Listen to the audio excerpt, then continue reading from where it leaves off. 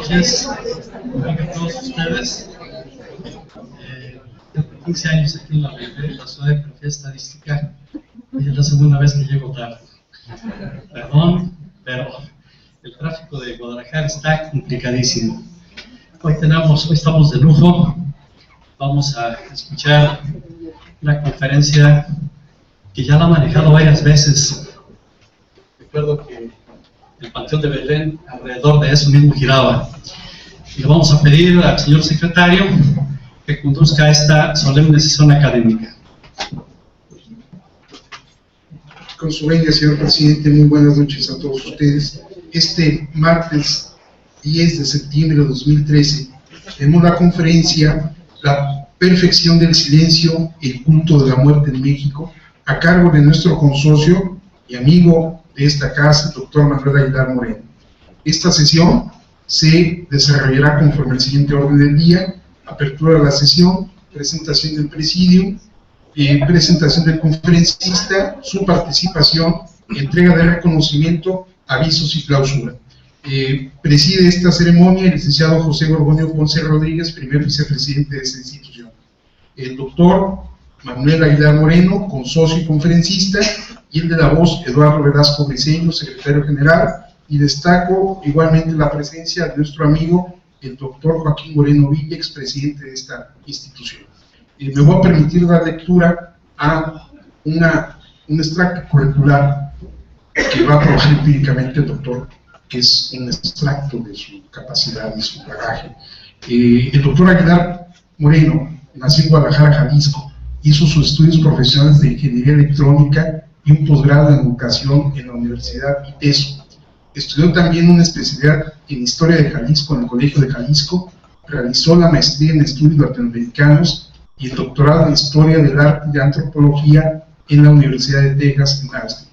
Ha realizado viajes culturales y de estudio por México y diversos países de América, Europa, Asia y África. Ha sido maestro de Historia del Arte, Historia Universal, Historia de México y Géneros Literarios Bíblicos en el ITESO y en el Instituto de Ciencias en Guadalajara, la Universidad de San Diego, California, y Science Peak High School en New Jersey. Fue director de la preparatoria del Instituto de Ciencias. Es autor de un sinnúmero de libros, destacándose El Panteón de Belén, un estudio arquitectónico, en 92, El sentido de la Biblia, en 94, En busca del Aquihuatl, en Cajitlán, 95, perdón por la mala pronunciación, El Panteón de Belén y el culto a los muertos en México, una búsqueda de lo sobrenatural, El culto de la muerte en México, continuidad de una tradición milenaria, La perfección del silencio, El Panteón de Belén y el culto a la muerte en México, 2003. Handbook of Life of the Indiastic World, 2005-2007, Utopía de Piedra, El arte tiquiyaqui de México, 2006, El rostro humano de Hidalgo, Diego Rivera, una biografía, y reflexión sobre la invasión de Estados Unidos a México, en 2012. Ha escrito más de 40 artículos en diversas publicaciones académicas y de divulgación en varios países del mundo. Frecuentemente presenta en Estados Unidos, México y Europa conferencias sobre la historia del arte en México y de diversos países del mundo. Participó como profesor en el programa Semester of Sea, patrocinado por la Universidad de Pittsburgh, que consistió en enseñar un semestre de clases a bordo de un barco alrededor del mundo en el año 2003. Repitió la misma experiencia en 2010 con la Universidad de Virginia. Ha participado en diversos programas culturales del History Channel y del National Geographic Channel. Actualmente es profesor de Historia del Arte Universal y Latinoamericano en California State University en Los Ángeles y de Historia del Arte Mexicano en los cursos de verano de la Universidad de San Diego. Recibimos con un aplauso al doctor Manuel Aguilar.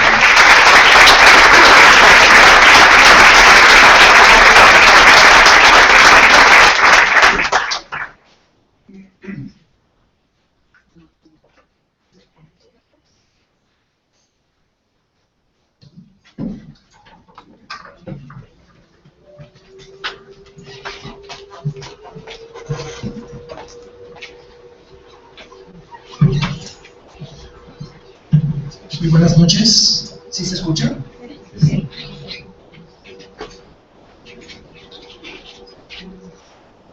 Muchas gracias a los miembros del presidio y a todos ustedes por acompañarnos en esta noche.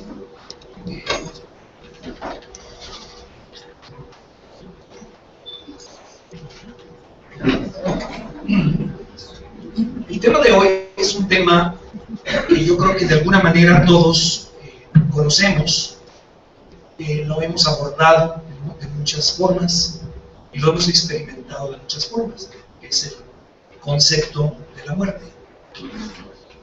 Y las culturas a lo largo de la historia han buscado respuestas a las preguntas y los cuestionamientos que la muerte nos hace. Este tema me ha apasionado por muchos años y, como decía el licenciado Gorgonio, también lo he estudiado de diferentes formas, como un estudio histórico-arquitectónico del Panteón de Belén, que ya va en su tercera edición, ese trabajo, y también desde el punto de vista filosófico e histórico, que de alguna manera es un poco más lo que vamos a tratar hoy. La humanidad se ha preguntado desde épocas ancestrales, ¿qué o quién es el hombre? ¿Qué es un ser humano? Existen muchas respuestas, ha habido miles de filósofos a lo largo de la historia que han intentado contestar esta pregunta.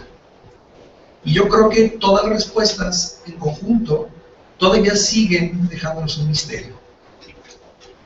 Hay unas respuestas sobre lo que es el hombre que me gustan, que no son las únicas. Por ejemplo, el hombre es una pregunta sin respuesta, percibida con cierta obscuridad. Esa es una forma de entender al hombre. La otra que me gusta mucho es la que dijo José Ortega y Gasset, que el hombre soy yo y mis circunstancias. Es decir, el hombre es un misterio que se va revelando conforme vivimos y conforme vamos experimentando lo que llamamos la vida. Pero también la muerte es otro aspecto del que vamos a hablar hoy, y nos ayuda mucho a contestar quiénes somos. El hombre siempre se ha preguntado, ¿de dónde vengo? ¿A dónde voy? ¿Cuál es el camino que tengo que seguir? ¿Quién soy? ¿Qué sentido tiene la vida humana? ¿Qué es el bien y qué es el mal? ¿Qué significa el sufrimiento? ¿Qué es la muerte? ¿Hay o no algo o alguien después de la muerte? Si hay algo, ¿qué tiene que ver ese algo con la vida?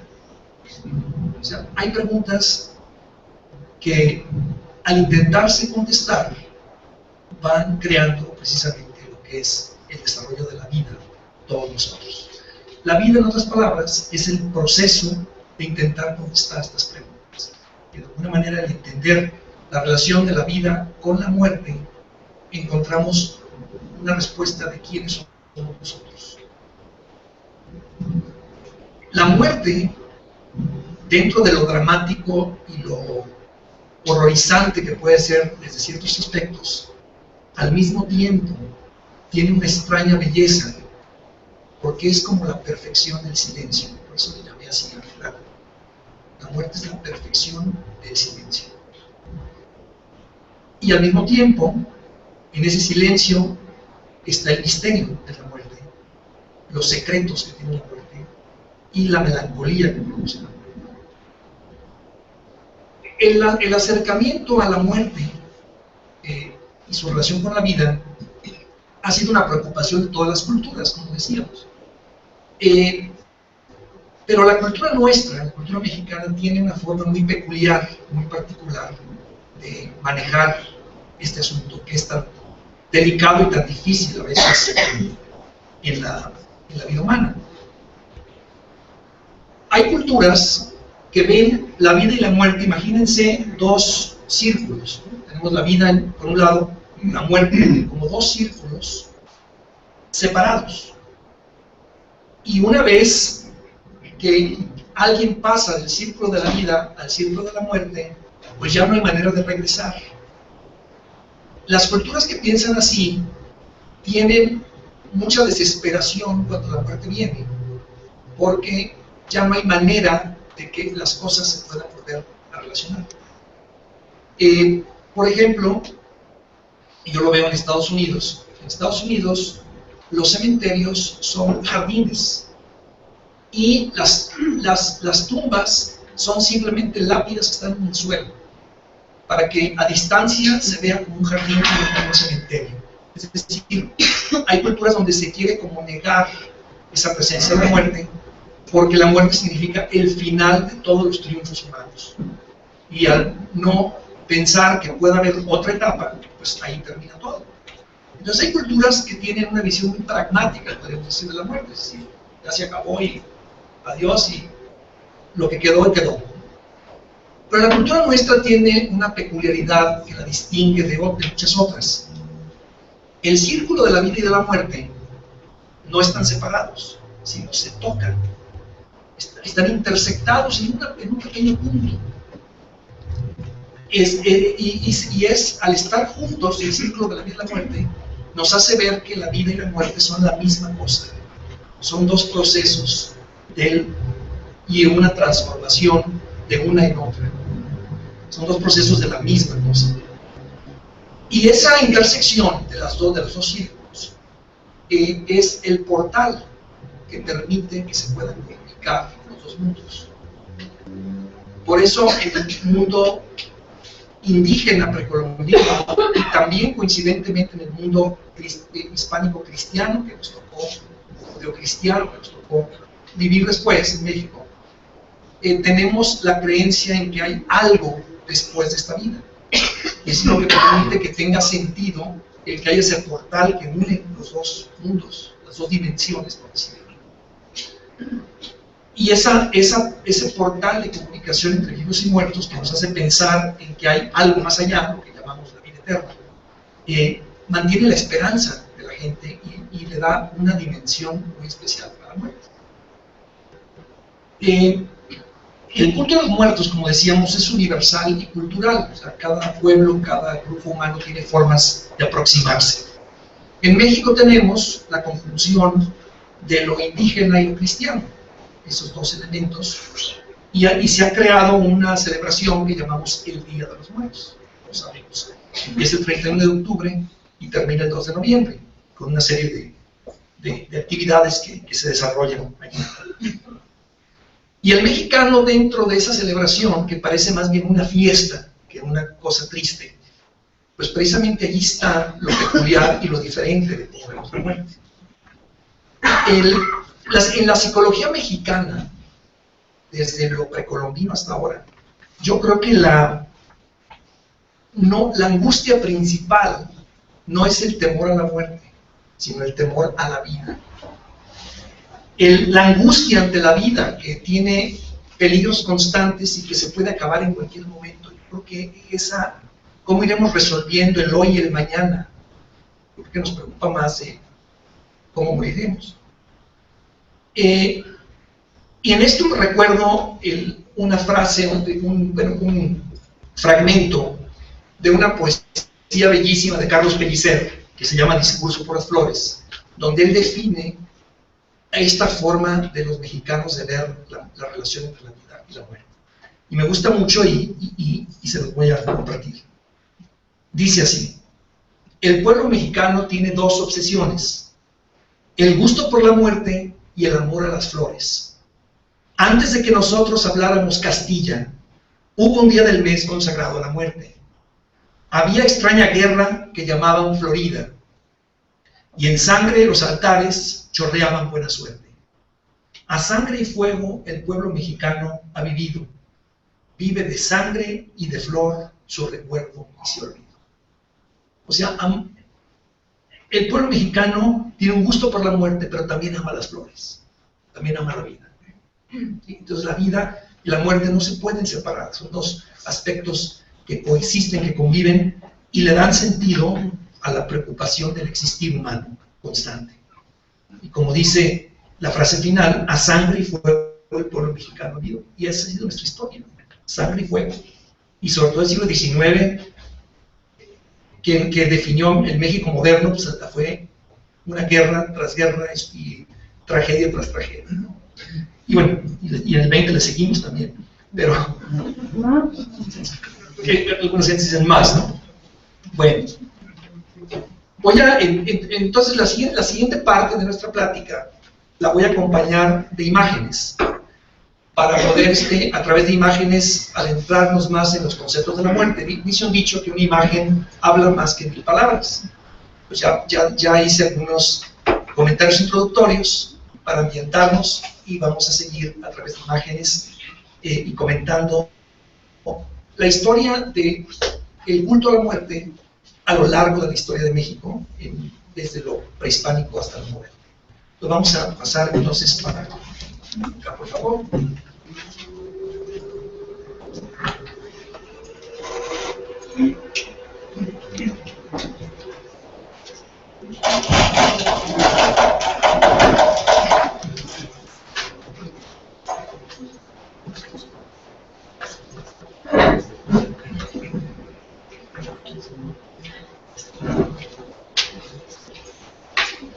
Vamos a pasar al siguiente, por favor.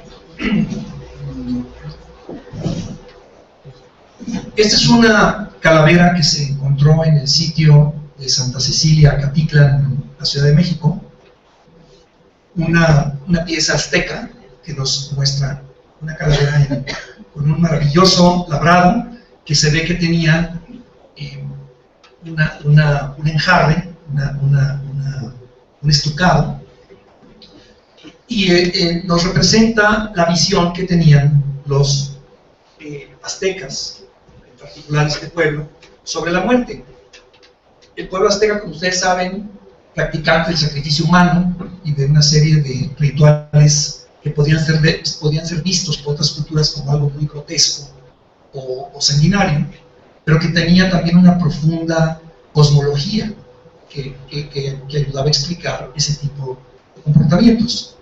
Y la muerte, la calavera, en el caso azteca, es una alusión a la inmortalidad de la vida, a la liberación terrenal.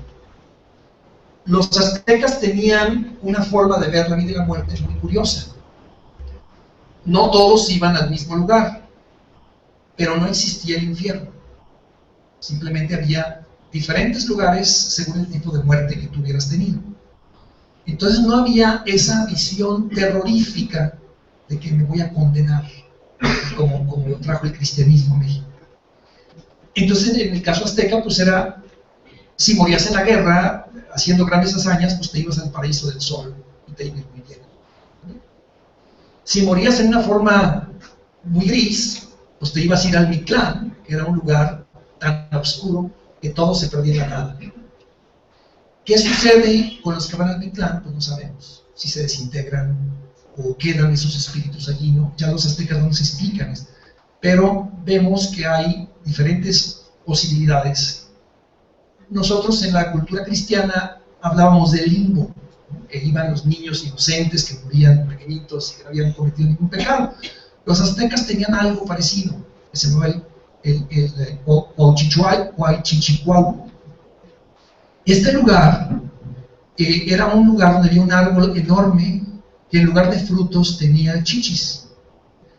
Y de esos pequeñas chichis, de esos pequeños senos, los niños mamaban leche todos los días, todo el tiempo. Entonces era un lugar de felicidad para los niños, donde tenían su leche, su alimento permanentemente.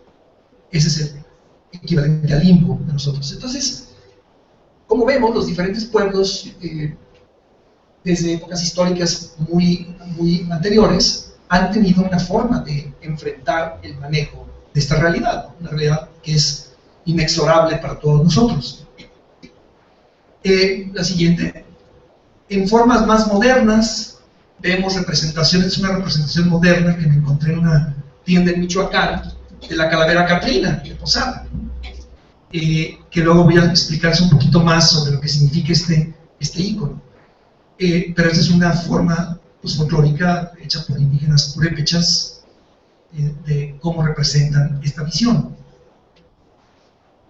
Los mayas, que es otra de las grandes culturas de México y que dejaron constancia de su manera de vivir el culto a los muertos, nos encontramos esta imagen que es muy, muy bella, muy interesante, es una figurita de Jaina, que curiosamente se encuentra en el Museo de Arte de Detroit, la ciudad que está en quiebra ahorita.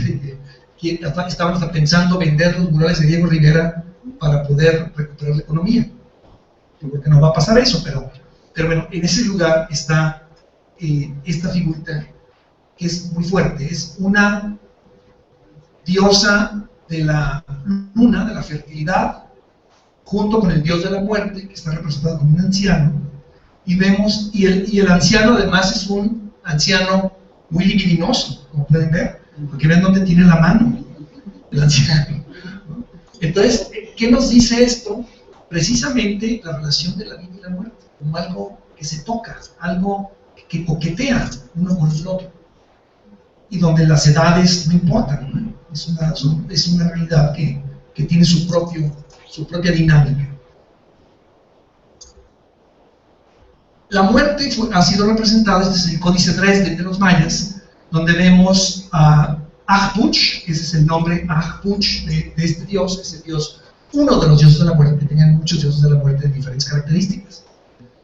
Y vemos que tiene un tamal, este es el jeroglífico para tamales, es guaj, ¿no? Es un tamal, y va a consumir ese tamal representando que la muerte se devora a la vida.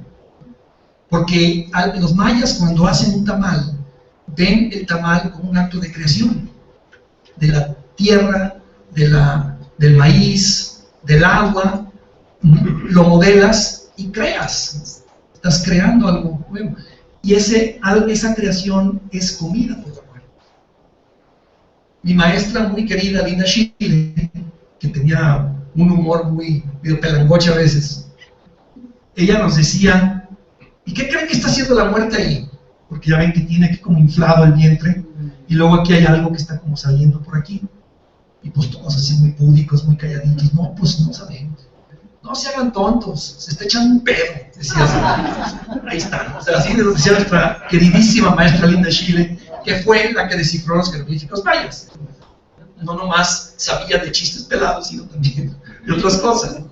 Entonces, pero bueno, claro, esta representación nos indica que esta figura está en podredumbre, está en decaimiento, huele mal.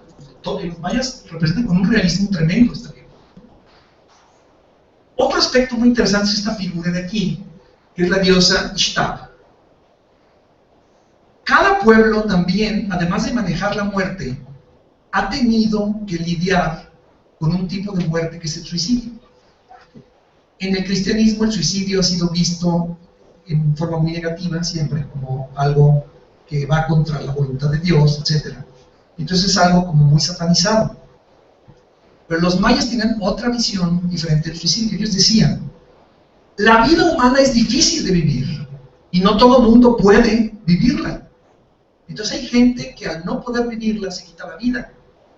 ¿Y por qué los vamos a castigar?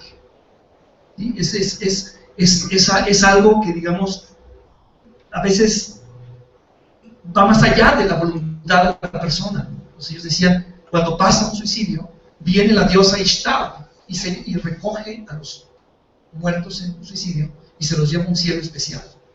Entonces ellos tenían su resolución de ese conflicto del suicidio, y era visto con una mayor optimismo de lo que se ve en la cultura cristiana. No me voy a poner aquí a decir si está bien o está mal ni cosas éticas, pero simplemente estoy haciendo una comparación de cómo se pueden enfrentar, cómo se pueden resolver diferentes conflictos humanos a través de respuestas culturales. Entonces, este es uno de los pueblos que ha concebido la idea de una diosa del suicidio, precisamente para que tenga cabida esa gente que comete suicidio, porque vivir la vida es difícil, para mucha gente es hasta una tragedia la vida misma. Entonces no se puede juzgar. Entonces hay un Dios que ayuda y se lleva eso, ¿no? Entonces esta es otra de las figuras que tienen que ver con este concepto de la muerte entre los mayas. El concepto mexicano actual que vivimos en el Día de los Muertos, en el cual se hacen altares de muertos, se decoran, la gente se va a hacer velación al cementerio toda la noche, le ponen comida a los muertos de lo que les gustaba. Y se supone, así se entiende, que los muertos van a venir a estar con sus parientes esa noche. Ese es precisamente el portal que se abre. El Día de los Muertos es un día específico en que se abre ese portal que une los dos mundos. Entonces la gente, o por lo menos la gente que creía en estas tradiciones, aquí en la ciudad ya casi hasta las perdimos, pero en las poblaciones indígenas, en las poblaciones campesinas, la gente toma muy en serio esto todavía, y ellos sí piensan que sus muertitos, sus antepasados, van a venir a convivir con ellos un rato mientras están en ese momento en el cementerio. Y luego al día siguiente, la familia toda se reúne, unidos, y comen la comida que impregnó el muerto con su presencia de la noche anterior. Ese es el sentido del 2 de noviembre. En la noche del 1 al 2, el muerto viene, convive contigo, impregna espiritualmente esa comida, y esa comida es la comunión que hace la familia al día siguiente. Bueno, esa idea que tiene tintes de cristianismo también, pero está fundamentalmente basada en elementos prehispánicos. Por ejemplo, esta estela maya de Yaxchilán nos explica, en mi opinión, el origen de esa costumbre. Aquí tenemos a una reina maya que está haciendo una invocación a través de un trance hipnótico y de ayuno y de hacer derramamiento de sangre como parte de todo un ritual. Ella está invocando a un ancestro para que venga a legitimar el poder, ¿no? Y el gobierno de estos reyes actuales. Entonces, en el momento que ella hace el ritual de invocación, se ve que aparece una serpiente, que la conocemos como la serpiente visión. La serpiente abre la boca, las fauces, y aparece un sujeto, un personaje, que en este caso lo identificamos como guerrero, que es muy probable que haya sido un antiguo rey maya, ancestro de los reyes actuales que están viniendo a legitimar su reino. Entonces, aquí se ve cómo hay la creencia de que se abre ese portal y los individuos que están en la otra vida regresan a comunicarse con los de esta vida. Aquí está. O sea, no es gratuito que a alguien se le ocurrió por ahí que las calaveras resucitan y se vienen. No, traemos una historia de miles de años en el manejo de estas creencias. Es una demostración de un elemento solamente de la cultura maya, pero todas las culturas precolombinas, que fueron muy diversas, tenían visiones de esto y las representaron de diferentes maneras. La siguiente, este es un dibujo que a lo mejor les hace ver con más claridad la figura que acabamos de explicar. La invocación, la serpiente visión, que es como el cordón umbilical que une, que comunica los dos mundos, y se abre esas fauces y aparece el sujeto que viene a comunicarse con el personaje vivo. Es bellísimo y además muy de acuerdo con nuestras tradiciones modernas que indican que hay una continuidad que no se ha perdido a lo largo de esos entenderes. Los mayas tenían una visión muy compleja de la muerte. Esto que vimos es un aspecto. Pero los mayas comparaban la vida y la muerte de los seres humanos con el ciclo del maíz. ¿Qué sucede con el maíz? Agarras el granito, agarras la semilla, abres un agujero, lo introduces, la semilla se pudre, muere, pero da lugar a la vida de la planta. Aparece la planta como si fuera la resurrección de esa semilla que murió en la tierra. La muerte en la visión maya, especialmente referida a los reyes, era vista de manera similar. Es decir, el rey va a morir, pero de su muerte va a producir una serie de beneficios para la comunidad. O sea, su resurrección misma va a ser algo que lo va a convertir en Dios. Esta es la tumba del rey Pacal en Palenque, que ya me imagino que muchos de ustedes conocen. La tumba está, aquí está el sarcófago, y la tumba está exactamente en cuanto bajas del nivel de la tierra. O sea, está el piso y un poquito abajo está, pues en realidad el piso, ¿verdad? El piso está aquí.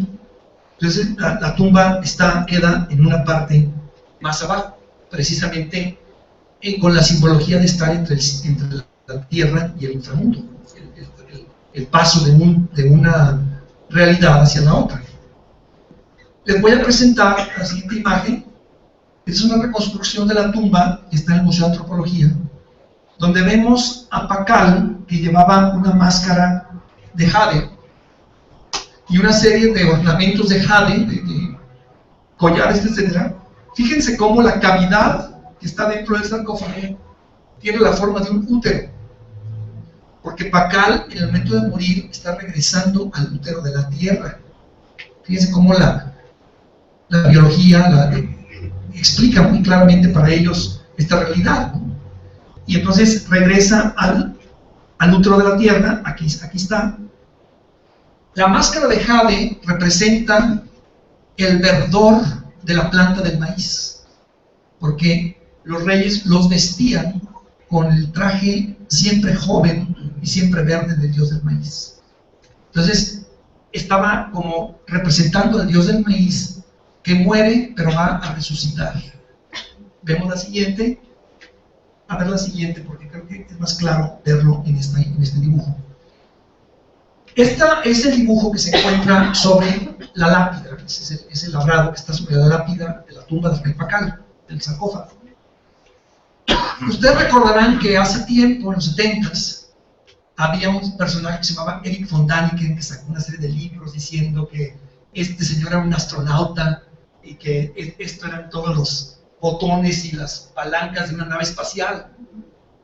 Y bueno, usaba una serie de argumentos interesantes para la época, que por falta de avance arqueológico y en la lectura de los jeroglíficos mayas, pues no podíamos completamente combatir y eliminar con superchería esas ideas, ¿no? Ahora ya lo podemos hacer, pero en aquel entonces pues, era una idea que mucha gente tenía. Si ustedes van a Palenque, todavía hay guías locales que les explican que el astronauta es señores no han leído desde hace 30 años, 40 años, nada más, pero bueno. Aquí lo que está sucediendo, y tenemos el apoyo de la lectura de los jeroglíficos que nos expliquen, nos dicen qué está pasando. Aquí se ven cómo se abren las fauces esqueléticas del monstruo de la muerte. Es el monstruo de la tierra, que tiene la cara de una calavera, se abren sus fauces para recibir el cuerpo muerto del rey Pakal, que está vestido con la indumentaria del dios del maíz. Entonces, en el momento en que el rey Pakal cae y está siendo tragado por el inframundo, por la tierra, en ese momento surge el árbol de la vida de él mismo. Esto es instantáneo. En este momento que cae aquí, esto emerge. Y esta es una planta en este caso particular, es una ceiba, pero existen otras representaciones similares con la planta del maíz. Y luego ven ustedes, arriba está un pájaro, que se llama Itzamye. Ese pájaro representa el sol. Esto que están viendo ustedes aquí es lo mismo que el nopal con el águila encima, símbolo de la fundación de nuestro día. ¿Sí? O sea, el árbol de la vida, en este caso una ceiba o una planta de maíz, el caso azteca es un nopal, y el sol representado como el águila, el pájaro celeste, y se fijan, todos los niveles se conectan. El nivel humano con el inframundo y con el supramundo. Fíjense cómo en esta lápida está representada toda la visión de la muerte y la relación con la vida de los mayas, a través del ciclo del maíz, porque el rey Pakal está muriendo en la misma manera que el maíz muere, pero resucita generando vida. Y eso produce que la vida pueda continuar ininterrumpidamente. La siguiente.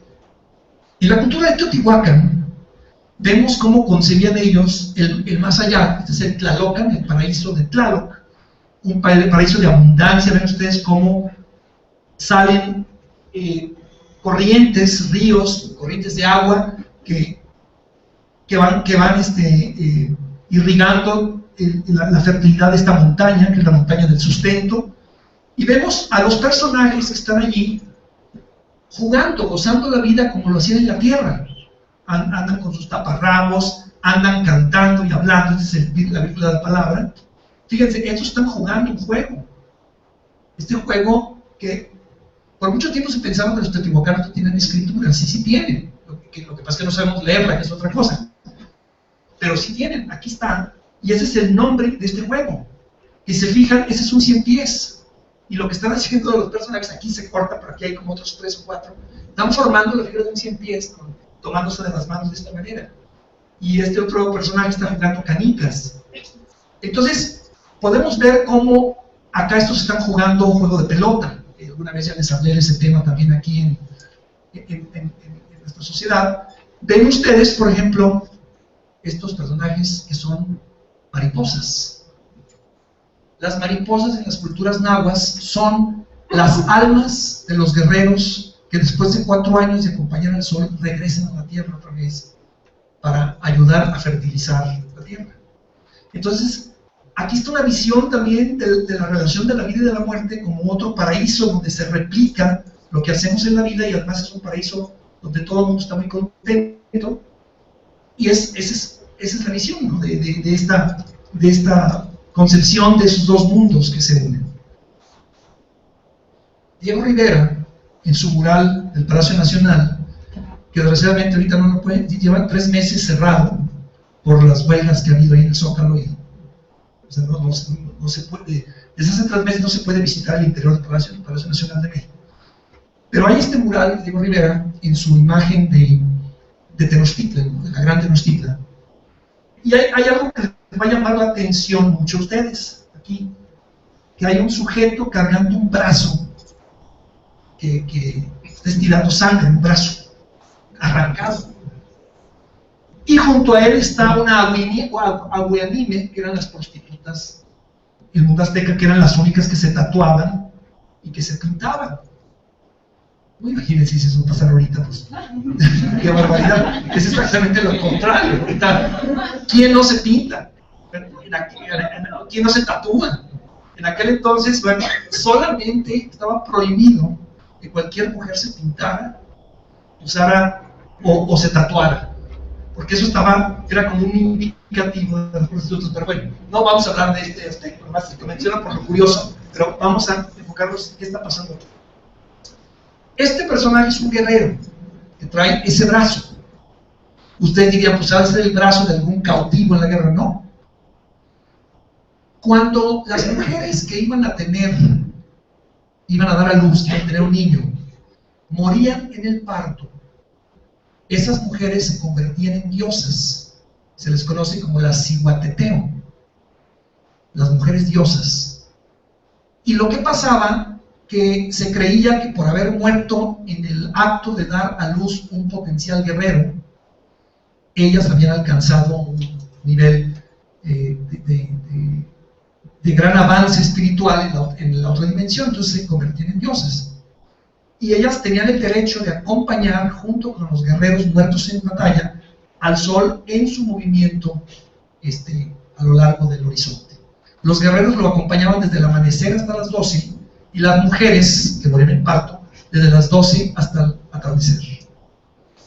Así durante 4 años. Entonces, cuando moría una mujer en parto, los entierros, las velaciones se hacían en privado, porque los soldados iban a arrancarles pedazos de brazos y de dedos para usarlos como amuletos en la guerra, porque ibas a poder ir a la guerra con el amuleto de una diosa que murió dando luz a un guerrero.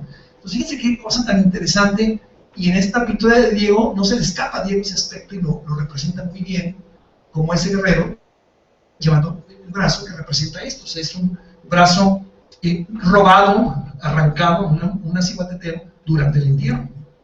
Por eso como era una cosa cultural, pues no se perseguía, no había penalización, pero también a las familias no les gustaba que a sus diosas les arrancaran pedazos. Entonces, era una cosa muy curiosa, de esas como situaciones límite dentro de una cultura. La siguiente Es otro mural de Diego Rivera, hecho en mosaico, que se encuentra en el Teatro de los Insurgentes, ¿se acuerdan ustedes? Ahí en el sur de la Ciudad de México. Y nos representa el ritual de una forma muy plástica, muy estética, del sacrificio humano. Ya hace tiempo di una plática exclusivamente sobre el sacrificio humano aquí en la sociedad, pues no me voy a meter mucho a esto porque nos llevaría mucho. Pero el sacrificio humano es un elemento fundamental también para entender la relación entre la vida y la muerte, entre la relación de los dioses con los humanos. Si la vida te viene de los dioses y es un don, tú tienes que recíprocamente darle las gracias a Dios, devolviéndole lo más preciado que te dio, que es la vida. Entonces, en ese sentido, el sacrificio humano no era un asesinato burdo, sino tenía una serie de justificaciones de tipo religioso, en donde las culturas contemporáneas veían ese aspecto. O sea, si yo sacrifico un guerrero del otro lado, eso me va a traer beneficios porque yo estoy ayudando a alimentar a Dios. Pero si me capturan a un guerrero azteca y lo matan a nosotros, pues va a pasar lo mismo. La vida de ese guerrero que yo perdí va a darle vida al Dios que es el Dios de todos nosotros. Fíjense qué curiosa la forma de...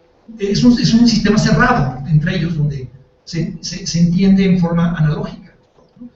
Entonces, bueno, aquí vemos esta práctica de sacrificio humano. Diego Rivera era muy anti-español y muy pro-indígena, entonces siempre las figuras de Diego Rivera van a idealizar la imagen indígena.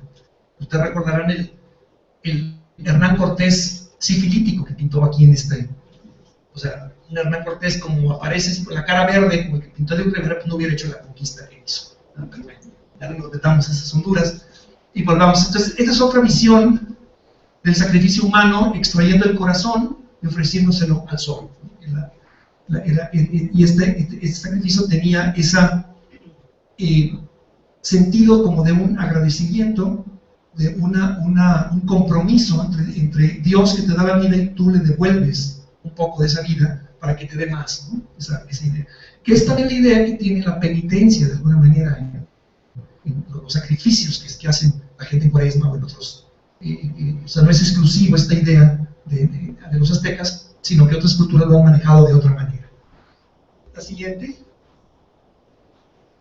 Una de las esculturas más importantes de la cultura azteca es la Coatlicue, esta. La Coatlicue, si un día vinieran unos extraterrestres y nos dicen, ¿saben qué, humanos? El arte que tienen ustedes en el mundo es horrible, lo vamos a destruir todo, pero les vamos a permitir que guarden una pieza de cada etapa cultural que ustedes quieren, escojan. Si hubiera que escoger una pieza en una situación tan extrema como esta, de toda la cultura azteca, yo me quedo con esta. Algunos dicen, ¡oye, el calendario azteca que es tan bonito! Bueno, también muy interesante, pero esta pieza representa todo lo que es la cosmología, la ideología, la religión y la cultura azteca. La cultura azteca está resumida en esta escultura. O sea, el contenido que se encuentra aquí puede llenar libros. ¿Qué es esta figura que aparentemente no tiene pies ni cabeza, ¿no? Una figura que, como decía Paul Westheim, es el primer monumento surrealista del mundo. Independientemente de que estemos de acuerdo en semejante aseveración o no, pero la cuestión es que si tú ves esta figura, puedes entender las partes. Una mano aquí, un corazón acá, unos senos aquí, una falda con serpientes, unas piernas que tienen garras de águila, unas serpientes que salen aquí de los brazos, una o dos serpientes que están aquí en la cabeza. Tú puedes entender las partes, pero no el todo. Para entender el todo de esta figura hay que entender la filosofía azteca. Entonces, dentro de esa complejidad, ¿quién es Coatlicue? El nombre simplemente se refiere al faldellín que tiene de serpientes, ¿no? Coatlicue es la que trae la falda de serpientes. Pero, ¿qué representa? ¿Qué significa? Coatlicue es la diosa de la tierra, la diosa madre. Es la que da la vida, pero también la quita. Es la dualidad del mundo. Todo en las culturas precolombinas estaba visto a través de fuerzas que se contraponían, el día y la noche, la vida y la muerte, calor y frío, ¿no? Lo alto y lo bajo, la luz y la oscuridad. O sea, todo era una función de, para que hubiera una realidad estable se necesitaba mantener el equilibrio de esas fuerzas que se oponían. Entonces tenemos a la realidad de la Tierra en su forma de dadora de vida, pero también de sepulcro. Aquí se ve que trae un collar de pies, de pedazos de un cuerpo humano. Es el sacrificio que le das a la Tierra para que la Tierra te dé más fertilidad, ¿no? En ese sentido, en el mundo precolombino, la vida y la muerte tienen muchísimo que ver con la fertilidad, como se puede dar cuenta aquí. Entonces, ¿por qué esta falda de serpientes? Porque las serpientes representan el agua y la vegetación, son la piel de la tierra. Cuando viene el tiempo de aguas, ¿qué sucede con la tierra? Se genera esa capa, esa piel de vegetación verde. Entonces, y las serpientes representan eso. Entonces es la piel que cubre la tierra, que es la fertilidad, la vida, ¿no? Representada en la vegetación.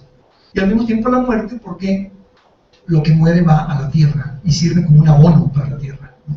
Entonces, y me podría por aquí entretener más hablando, pero esta es la realidad, la figura más fundamental que en la cultura precolombina, en particular azteca, nos expresa esta dualidad de la vida y la muerte. Esta figura que todos conocemos muy bien es la misma que la pasada. ¡Ah, cómo, qué barbaridad! ¿Cómo dices eso? Nomás está muy clara, muy definida la otra. Son dos formas culturales de entender lo mismo. Esta imagen se apareció, según la tradición, en el lugar donde se le daba culto a Coatlicue, que se llamaba Tonantzin, nuestra madre. De manera que esta figura, la Virgen Morena, está sustituyendo la realidad de esa madre, que además era virgen, Coatlicue era virgen también. Entonces, esa realidad de esa Virgen Madre de los humanos, relacionada con la tierra, que es, en este caso, la Guadalupe. Pues, en realidad, esta figura y Coatlicue son la misma. Y ahí es donde está la fundamentación de la primera identidad política de México, a través del símbolo de Guadalupe, y el choque y la integración a la larga del mundo indígena con el español, que va a producir mestizaje, etc. O sea, tenemos esa realidad. La siguiente, esta es una imagen de la conquista, según Jorge González Camarena, pintor de aquí de Jalisco, donde ven ustedes que el español está matando a un caballero águila, pero él al mismo tiempo está matando al español.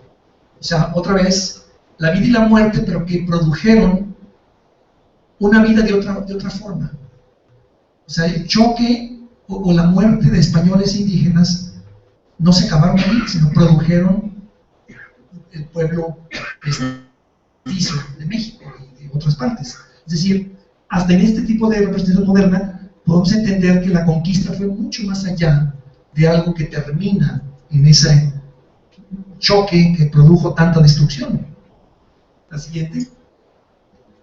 Vemos la llegada del cristianismo a México, que va a crear todo un complejo cultural novedoso en ciertos aspectos. Viene la figura de Cristo, una figura que a los indígenas les costó mucho trabajo entender al principio, pero que lo fueron relacionando con dos dioses, con Huitzilopochtli, que era hijo de Coatlicue, al igual que Cristo era hijo de la Virgen María, y también a Cristo por su aspecto de que muere y resucita y redime, se le relaciona con el dios del maíz en diferentes culturas. La siguiente, esta figura, esta fotografía es de mi muy querido amigo Fernando González, que está aquí conmigo. Cuando hice mi libro de los aztecas, hicimos un viaje para tomar las fotografías del libro por todos los lugares y nos encontramos este Cristo que nunca lo presentan al público, así. Siempre está cubierto, está vestido. Este Cristo está en la capilla de la Tercera Orden de Texcoco. Pero como estaban remodelando la capilla, nos dejaron pasar, malamente, pero nos dejaron pasar. Y encontramos este Cristo que lo tienen ahí encuadradito y le tomamos una foto. Es decir, esta imagen impactó mucho a los indígenas. Los indígenas acostumbrados al sacrificio humano, pues veían estas figuras y empezaban a entender también las nuevas deidades cristianas en una relación con las de ellos y sus propias prácticas. Pero los españoles, al darse cuenta de ese problema, durante todo el siglo XVI procuraron no hacer imágenes de este tipo. O sea, esta imagen es una excepción y por eso la tienen cubierta, y estaba cubierta desde entonces. Todo el siglo XVI van a ver ustedes que las cruces tienen cuando mucho la cabeza de Cristo, pero no el cuerpo, todo sacrificado y sangrado, precisamente para evitar que pensaran los indígenas que los españoles también practicaban sacrificio humano. Entonces, pero bueno, esto nos habla de que sí se conocía esa imagen y los indígenas se identificaban mucho con el sacrificio de Cristo porque ellos habían también sufrido toda esta humillación de la conquista, ¿no? Es el Cristo de Raúl Andiano, nuestro pintor tapatío, que también nos muestra la imagen dramática, otra manera de ver este Cristo caído. El siguiente. Vemos también la concepción, la idea del árbol de la vida que surge como una especie de retoño de la vida y la muerte de los sujetos considerados santos.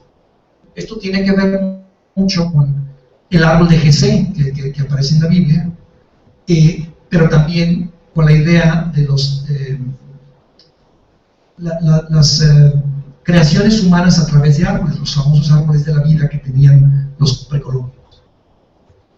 La cruz de Acolman, donde pueden ver ustedes que está la figura de Cristo, que está venciendo a la muerte a través de sus instrumentos de la pasión.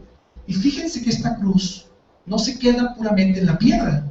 Aquí hay una serie de flores y una especie como de lianas que se enredan aquí y que continúan a lo largo del cuerpo de la cruz. Aquí está la Virgen María, que es también Coatlicue, vean que tiene hasta una forma muy como manera de ídolo. Y lo que sale de los brazos de la cruz son floraciones, son retoños. O sea, esta cruz es un árbol, es el árbol de la vida precolombino. Es decir, que necesita la muerte para poder volver a generar vida. Este es un árbol de maíz. ¿Quién está ahí? El dios del maíz. Nuestros indígenas dijeron, si estos patos le llaman Cristo, pues vamos llamando Cristo, porque es el problema. ¿No? Así de fácil. A Tlaloc, el dios de los campos, le llaman San Isidro Labrador, pues vamos llamando así, pues, para que así no nos peleamos y se acabó el problema, ¿no? Fíjense cómo estas dualidades persistieron a lo largo de la cultura mexicana. Esta es la misma cruz, nomás para que la vean en la vida real. Siguiente. Esta es la cruz de Tepoztlán. Estas aparentes flores de lis que se ven aquí, pues son floraciones, son retoños. Este es el símbolo de la sangre de los aztecas, como aparece en los códices. O sea, está mutilada aquí y de la sangre sale una flor, sale una planta, un redonda. Aquí está la corona de espinas, el símbolo de la luz, del sol, como también el símbolo de la resurrección, etc. Entonces vemos cómo hay estas imágenes duales y cómo se empieza a ver una nueva manera de entender la vida y la muerte ya bajo un marco cristiano, pero un marco cristiano que nunca pierde los elementos precolombinos que están ahí. Ese es para mí el punto y podría ser la conclusión misma de esta plática, es decir, que en nuestras prácticas de Día de los Muertos hay una profunda costumbre y tradición entre las dos culturas que formaron el mundo mestizo de México. Y casi imposible de poder diferenciar. La siguiente, la cruz de Cuernavaca, donde de un Cuauhxicalli donde ponían los corazones de los sacrificados, está surgiendo la cruz que representa la vida. Entonces tenemos la muerte que genera a la vida. En los conventos mexicanos vemos, por ejemplo, representaciones del juicio final y de los castigos del infierno, como está aquí. Imagínense una cultura como la cultura indígena, donde la muerte no estaba relacionada a categorías morales. Imagínense el terror que le produce que vengan los cristianos y les digan, si no te portas bien y te mueres en esta cosa que se llama pecado, te va a pasar todo esto, mira, nos van a decir los diablos y te van a comer y coser en un perol, te van a poner en una rueda y te van a despedazar. Vean aquí sus cuerpos, aquí todos colgados. Entonces imagínense la idea de que ahora la muerte y lo que venga después de la muerte tiene que ver con categorías morales. Esto debe haber sido un shock psicológico fuertísimo. Eso es lo que vemos en los conventos del siglo XVI, la insistencia de ese punto de vista del juicio final y el terror que esto genera. O sea, es otra manera de entender esa relación de la vida y la muerte. El juicio final, en el convento de Calpan, el juicio final en un grabado,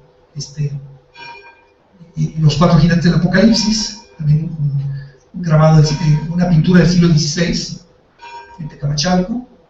Las monjas coronadas, representadas vivas o muertas, en este caso muertas y con olor a rosas. Siguiente. El mundo colonial, como ya se nos acabó el tiempo, voy más a tratar de hacer un cierre ya. Me faltan muchas imágenes de mostrar, pero bueno, voy a hacerles un cierre. El mundo colonial en México trajo una visión de la muerte como esta, ¿no? La muerte viene personalmente a matar a un sujeto aquí, y acá abajo están los demonios listos para lanzarse y quedarse con el alma, y acá está otro ángel también listo para atacar. La lucha entre el bien y el mal, y entre la vida y la muerte, y los sacerdotes que tratan de mediar entre estas fuerzas, ¿no? Entonces fíjense cómo, qué diferente esta forma de ver la vida y la muerte con la que acabamos de ver de mayas o aztecas, ¿no? La siguiente, esto está en el Museo de Virreto en Tepoztlán, se llama El Políptico de la Muerte. Es un grupo de 6 láminas bellísimas del siglo XVII. Aquí vemos a las parcas, un sacerdote que ve su propia calavera, está viendo su propia muerte, etc. Vemos un barco que se acerca al puerto, ¿no? Representando el final de un viaje, etc. La siguiente, prácticamente habla por sí misma, la muerte como guadaña, ¿no? Que destruye, que corta. Siguiente, lo que sucede con todas las personas en el sepulcro. Aquí vemos influencia indígena, que se fijan, la muerte está sobre un petate. ¿Se acuerdan ustedes de aquella palabra que usaban nuestros abuelos? Que, oye, ¿dónde está Juanito? No, pues ya se petateó, ya se murió. Bueno, porque los aztecas envolvían en un petate a los muertos y los cremaban luego.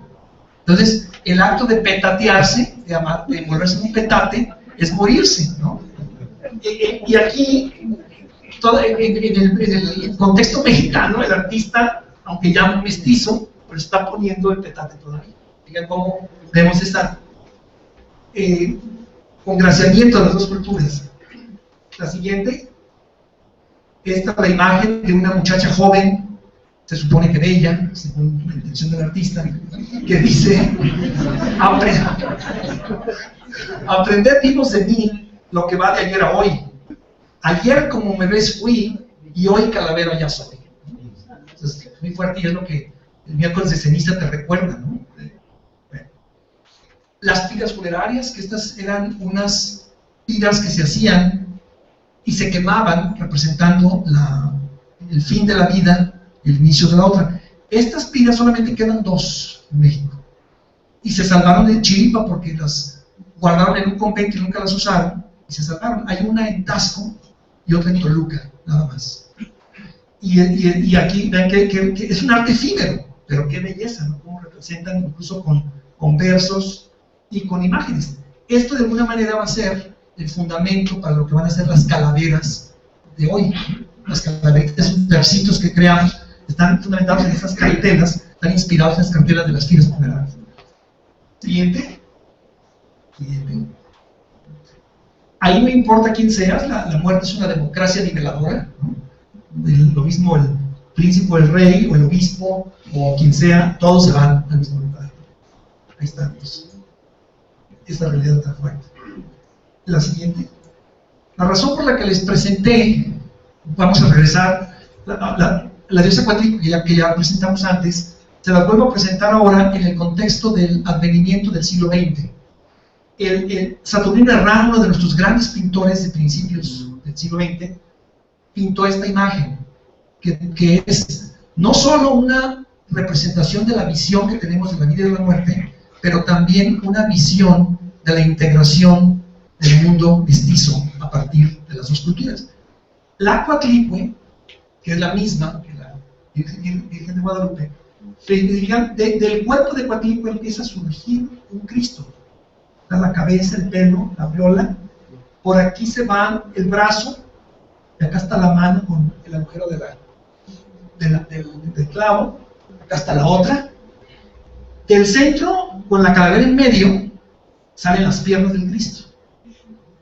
Entonces se llaman nuestros dioses. Pues eso es lo que somos los mexicanos.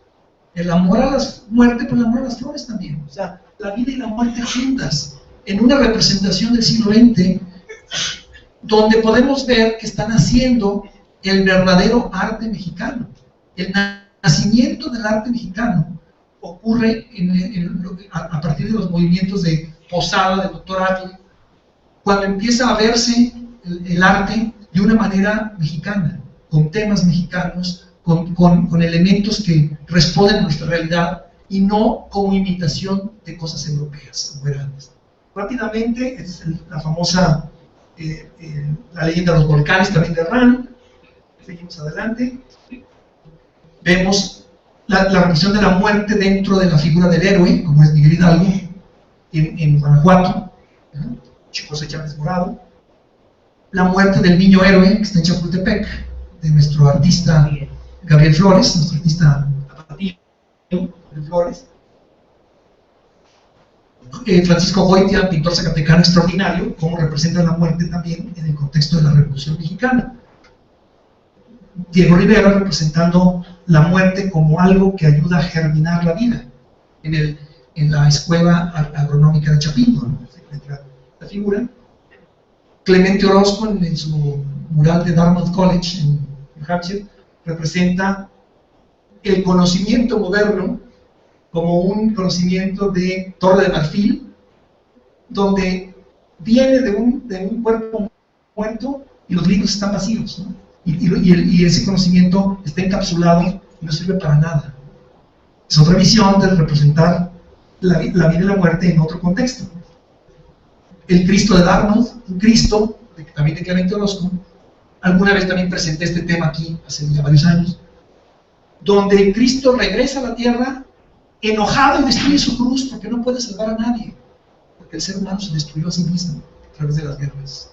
Pues ahí está, ese es el mundo que viene a salvar a Cristo. No tiene sentido ni su existencia ni su misión de Cristo, porque no hay que salvar. Esto causó un escandalazo en los años 30 porque se vio como un Cristo herético y todo, pero es muy claro el mensaje. Frida Kahlo, que es otra de las artistas que pintaron la muerte, ella decía que sentía la muerte todos los días. Era una persona que vivió la vida, pero en el filo de la muerte todo el tiempo. Y ahí vemos cómo está pensando en la muerte. Está en su cama y la muerte acompaña. Y aquí es Frida muerta.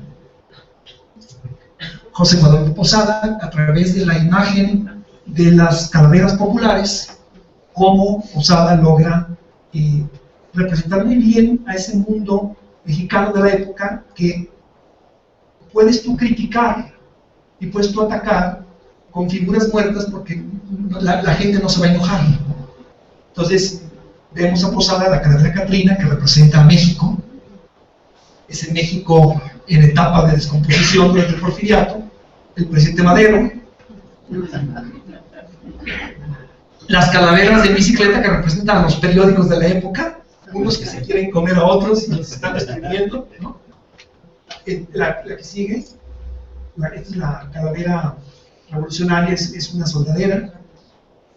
Luego aquí está Porfirio Díaz. O sea, cómo nace esta idea de las calaveras y los dibujos a través de la crítica, utilizando algo tan mexicano y que está en el folclore y que hace que te rías en lugar de que te enojes. Y aquí esta pintura es de Diego Rivera. Ustedes recordarán, Diego Rivera pinta esto en el Hotel del Prado, que era el mural de una tarde de domingo en la Alameda Central. donde él se pinta como un niño recordando las historias de lo que ocurrió en la Alameda. Frida aparece como su madre y él aparece como nieto de la Calavera Catrina y de José Guadalupe Posada. Al hacer esto, Diego Rivera primero está representando el México del momento, que tiene un vestido francés, europeo, pero la estola es la serpiente emplumada Quetzalcóatl. Y el cinturón es el símbolo del Olim, del movimiento de la vida. Y al mismo tiempo es un cuerpo que está muerto, porque México de ese momento estaba en ese momento también de morir para producir otro resurgimiento. Y Diego Rivera se pone como un descendiente de Posada y de la Calavera Catrina. Se está diciendo, yo pertenezco a la nueva escuela de arte mexicano creada aquí. Vemos diferentes representaciones de la muerte ya en los aspectos ya de Día de Muertos. En la pintura del siglo XIX, la representación de angelitos, que también es un tema muy tocado por los artistas. Los altares de muertos, que vemos, ya no tengo ahorita mucho tiempo de platicar con detalle, pero ya les había dicho cuál es el fundamento, cuál es el racional que está detrás de esta idea, ¿no? de que vienen los muertos a convivir con los vivos y tienen que impregnar la comida que se va a usar después. Diego Rivera representando una ofrenda en una tumba en Panteón, nuevamente Diego Rivera. Esta que a mí me encanta, que es la pintura del Tata Jesucristo de Francisco Goitia. Fíjense una cosa muy interesante, están dos mujeres, es una escena que él vio en persona en Oaxaca, en un pueblito. Luego la representó, dice que estaba un cadáver en el centro de la iglesia y dos mujeres llorando desesperadamente por la muerte de ese sujeto. Llega Goitia, se pone enfrente de las mujeres y pinta. Pero ¿dónde está el cadáver aquí? ¿Dónde estamos nosotros? O sea, nosotros somos el cadáver que está viendo cómo nos lloran. Porque a fin de cuentas, para llevarnos. Fíjense qué interesante. O sea, aquí está la velita de la velación y aquí donde está el cadáver estamos nosotros. Una forma muy interesante de cómo Goitia nos devuelve esta pregunta. Diego Rivera con el Día de Muertos, esto está en la Secretaría de Educación Pública, donde vemos el Festival de Día de Muertos, que también son festivales que unen a la gente de todas las clases sociales, ¿no? Son las cosas que realmente acercan al pueblo. Vemos aquí, este es un pollo con un mole tipo yucateco y el pan de muertos, etc. Este es un altar en Tzintzuntzan, Michoacán, durante los festejos del Día de Muertos. Son las velaciones que hacen en los panteones, cómo se viene a ser realmente un concurso de arte efímero extraordinario, de arte funerario. Este es el altar que vimos al principio, que estaban armando, ya con la alumbrada, ya con todas las velas prendidas. Y los rituales y los cantos y las oraciones que se hacen al muerto para invocar que esos muertos vengan y estén aquí. Exactamente la misma imagen que vimos en el relieve de Yaxchilán, ¿verdad? O sea, pero ya esto es en el siglo XX. Un panteón en Michoacán y pues diferentes escenas de la muerte que diferentes artistas modernos han representado. O sea que un cementerio hermosísimo que está, no sé si conocen la siguiente, es el cementerio de Aguacatepec, es un pueblito pegadito a Cuernavaca, a la salida de Cuernavaca, donde el cementerio es una ciudad que tiene sus calles con sus iglesias, con sus casitas. Ven ustedes otra más, una iglesita es la tumba esa, cómo varían los estilos y los gustos de cada persona. Otra visita, casita de 2 pisos. O sea, bellísimo, ese es el arte popular, ¿no? O sea, por eso mi intención era mostrarles un pequeño recorrido, y con eso termino, un pequeño recorrido panorámico de esta expresión, de este desarrollo de la historia del culto de los muertos en México, y ver, aunque sea en forma así muy fragmentaria y muy resumida, algunas de las formas que artistas, y tanto populares como académicos o público en general, ha creado para representar una realidad tan fuerte como es la vida y la muerte. Termino diciéndoles que quiero dedicar esta plática a mi papá, que murió hace 15 días, y les dejo una frase que aprendí de un poeta que dice: nunca digas adiós, nunca lo digas, porque más fuerte que la muerte es el recuerdo. Muchas gracias.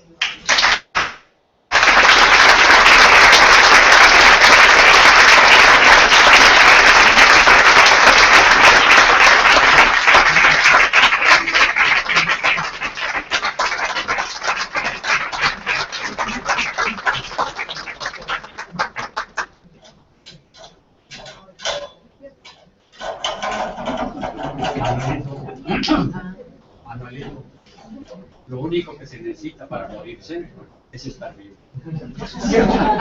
Exactamente. Como decía Elian Candino, a mí no me mató la muerte, se me mató la vida.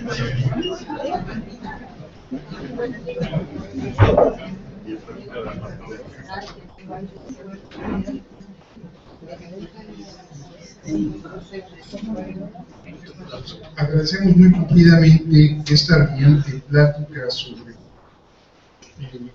la perfección del silencio, el culto de la muerte en México, a nuestro amigo, el doctor Manuel Aguilar Moreno. Y ahora solicitamos al licenciado José Gorgonio Ponce Rodríguez haga la entrega del reconocimiento.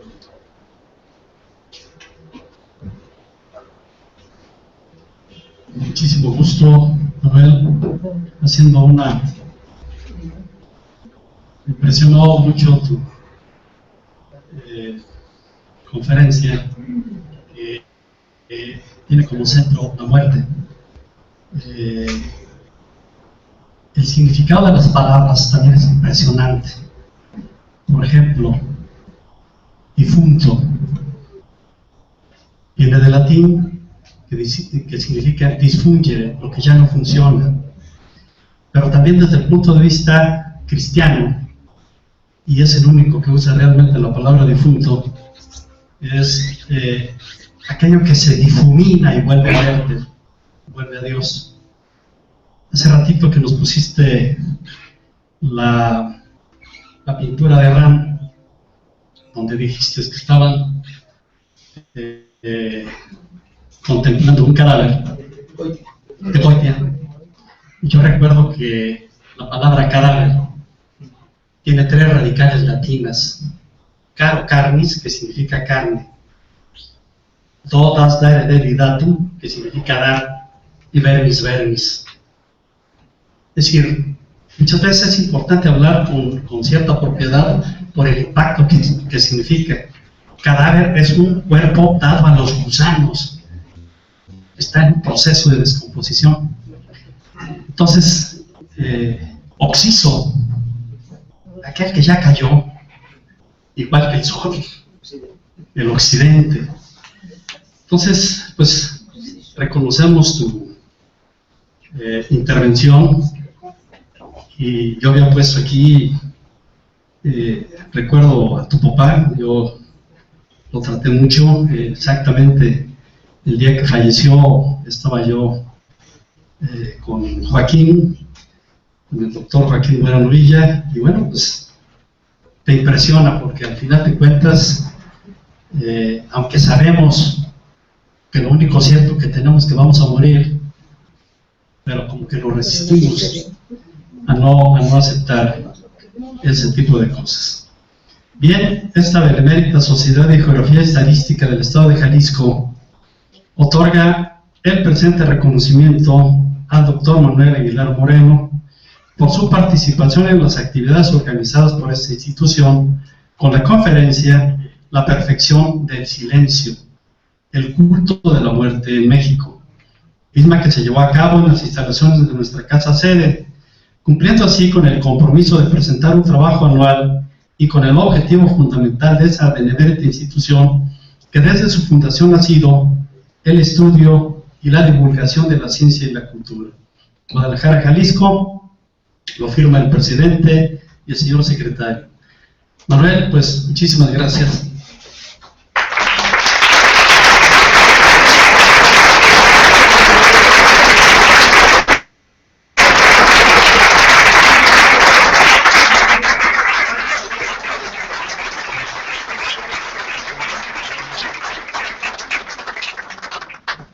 Muchas gracias.